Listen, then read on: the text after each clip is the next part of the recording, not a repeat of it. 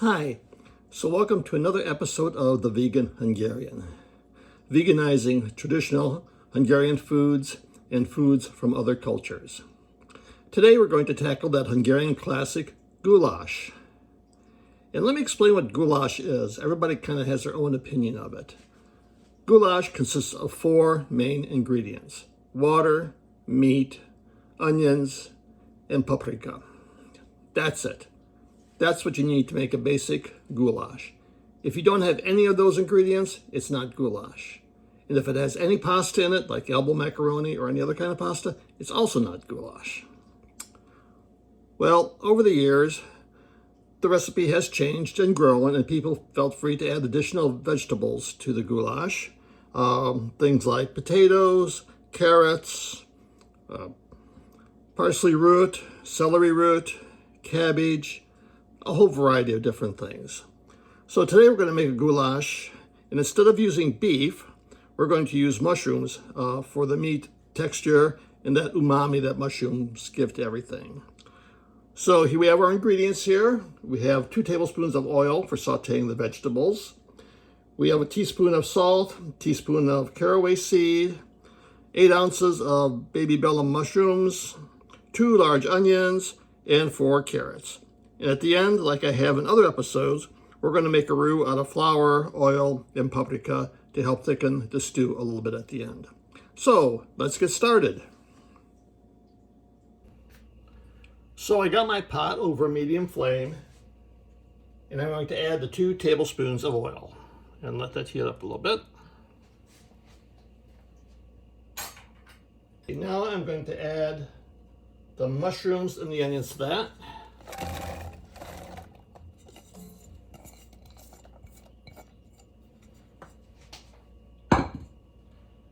Give that a good stir.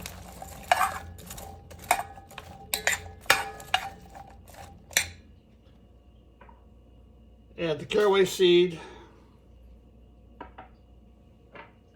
And add the salt.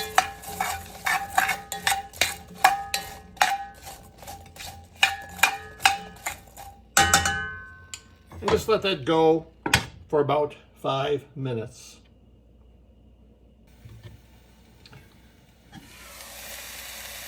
See how that's going, and give it a little stir. You know, goulash was originally a dish made by shepherds when they were out tending the flock. And it was usually done over an open fire, and they had a soup cauldron suspended from a tripod. So the soup had that little bit of a smoky flavor to it. I'm going to simulate that by using smoked paprika to give it that authentic outdoor taste.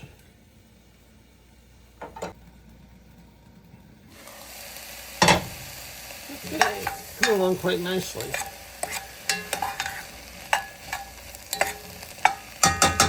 Give that about 2 more minutes, let it cook a little bit more.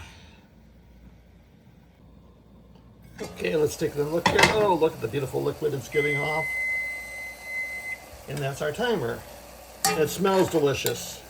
It really does. The onions are cooking nicely, the mushrooms are cooking nicely, giving off all that wonderful juices which is going to flavor the goulash.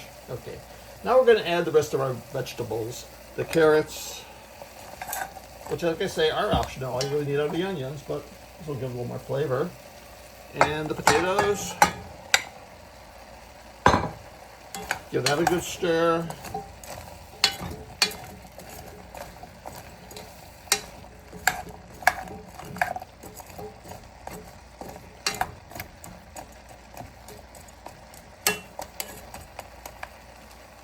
And cover that and let that go for another 2 minutes.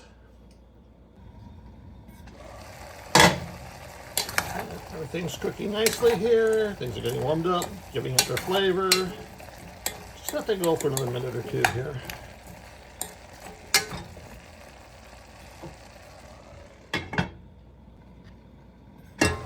Okay, that's been about 2 minutes or so. Do another stir.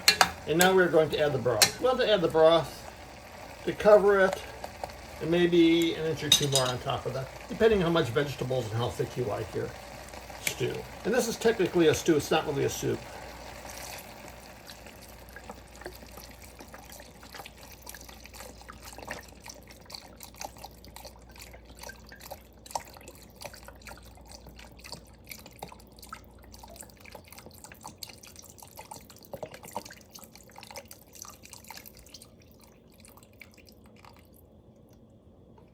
I like a more broth, so that was about 4 cups, and probably add another cup or so of broth to it.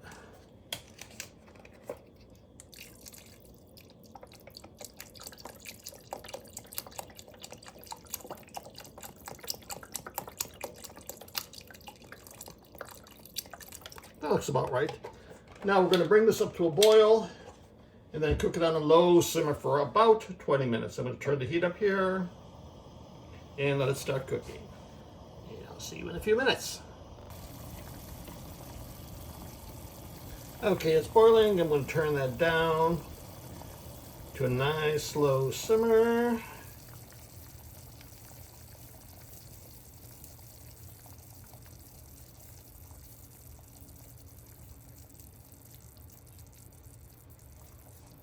You want something like that, and we're going to let that go for another, say, 15-20 minutes and see how it's doing.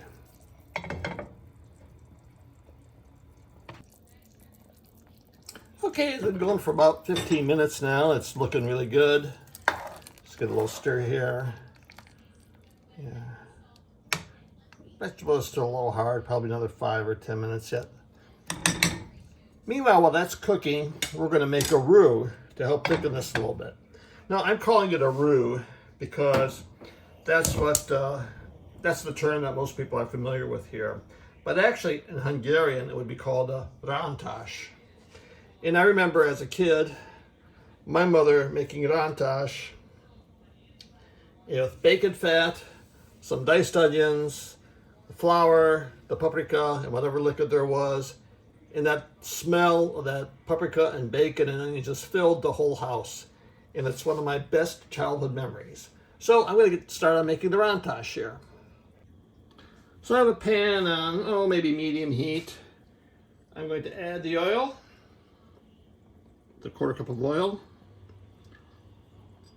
Okay, let that heat for a little bit.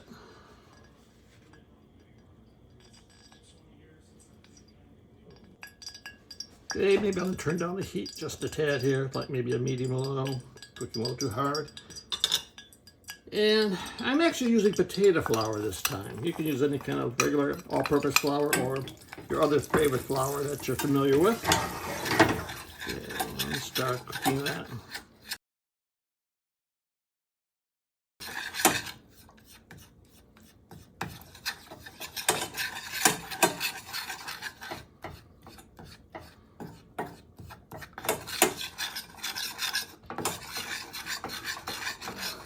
That is good. Now I'm going to turn the heat off underneath this and add the paprika. Paprika actually burns quite easily, so you don't want to get it too hot. I'm just going to mix that in there.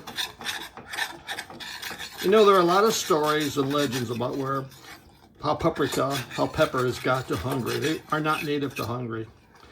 And sort of one of my favorites is there was this beautiful Hungarian woman named Ilona. And Ilona was so gorgeous, everybody thought she was the most beautiful woman in the world. And Ilona had a, nice young Hungarian man that she was in love with. But unfortunately, the leader of the Turkish army kidnapped her and made Ilona part of his harem. Well, in the garden, Ilona noticed the paprika plants and the seeds and the flowers. And at that time, she actually discovered a secret tunnel underneath the palace that she could use to get out. So she would take the plants and the seeds and go meet her lover and come back and get some more plants and go back and forth. Well, eventually, she told the Hungarian army about the tunnel, and they used the tunnel to get in and seize the castle. Now, I'm sure there's no basis for the story in fact, but I think it's a beautiful story, and I'm sticking with it. Okay, I think we got that blended pretty good. I'm going to start adding a little bit of broth to this from our pot over here.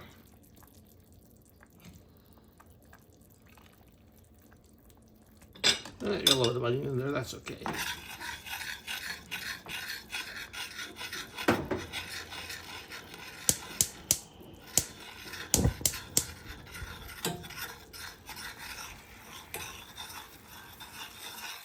My fire went out here, I have to restart that.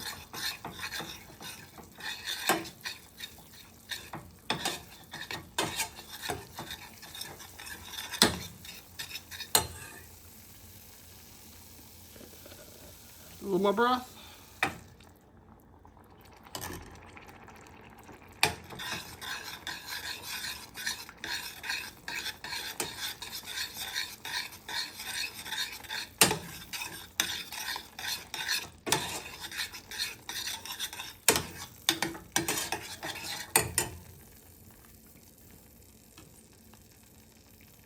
And add just a bit more broth.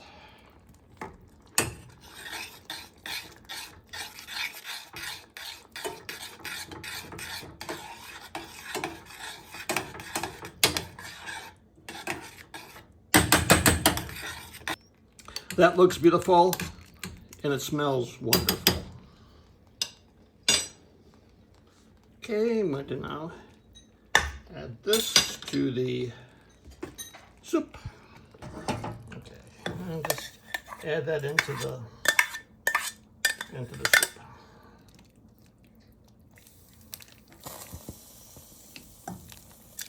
And set out to get every bit of that delicious flavor.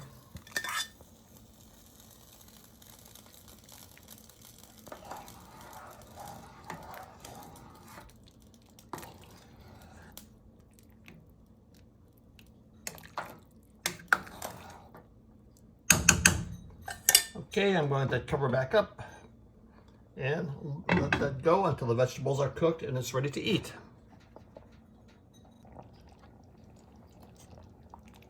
Okay, our soup is done. Look at that lovely color and it smells delicious.